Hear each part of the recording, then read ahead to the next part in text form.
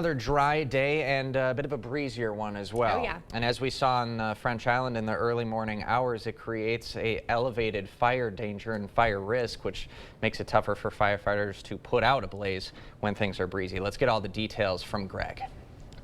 Yeah, definitely tomorrow's going to be one of the worst days, not the worst days, but definitely than we've seen for fire weather issues, especially further west you go. And we're dealing with really weather-wise the two gradients of getting fire to be out of control, and that's low humidity and wind. We're definitely going to have that. Vegetation has gotten dry. We've ended up with a drier than average September for a lot of the region, especially further west you go towards Rochester and northern Iowa. They've actually seen quite a bit of dry September, so the vegetation has dried out, and of course the leaves are beginning to turn too. So it is a recipe where if you get fires going, it could get out of hand. So we definitely have warmer and windy for Wednesday. Our temperatures come back up into the mid to upper 70s.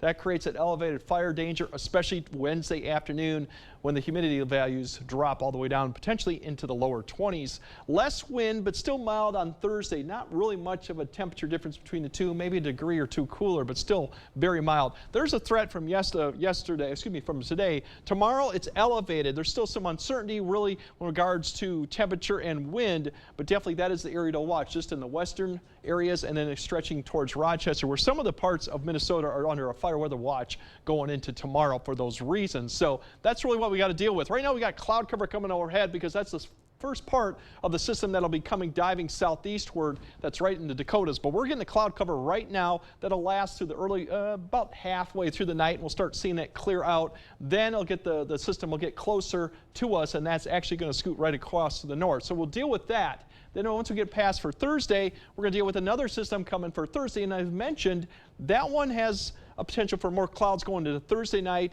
And right now it's depicting some precipitation with it, but that's probably unlikely given the dry atmosphere. So Thursday night, I think we'll see more clouds going into Thursday night, but I think all the areas will probably remain dry. This system will probably bring a little bit cooler temperatures going into your Friday, but still, we're still talking above average. So these systems are really coming through because the jet stream is real to the far to the north.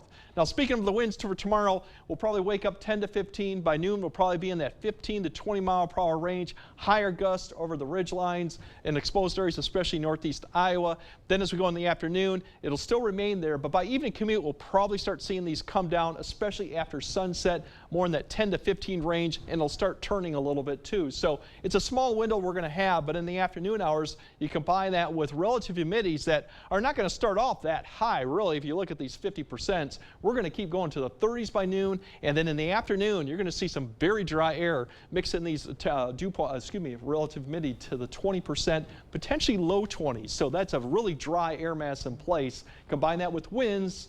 That gives you a recipe for any fires that do start. You could see that. So there's your high temperatures tomorrow. We're looking at temperatures mid to upper 70s. That'll be the warm day. Thursday, we're going to see a little bit cooler, but still well above average temperatures. And the 7-day, 8-day outlook really is dry. In fact, we're going to climb potentially back up to 80 with another system coming through.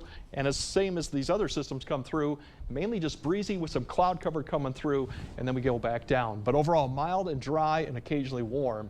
Yeah. But we could be dry potentially minus Saturday night, which is about the only area I think we might see some precipitation, potentially through the middle of October right now. It's Saturday. It looks like we have another chance to jump in the pool if we wanted to. Potentially, yes. Potentially. All right. Thank you, Greg.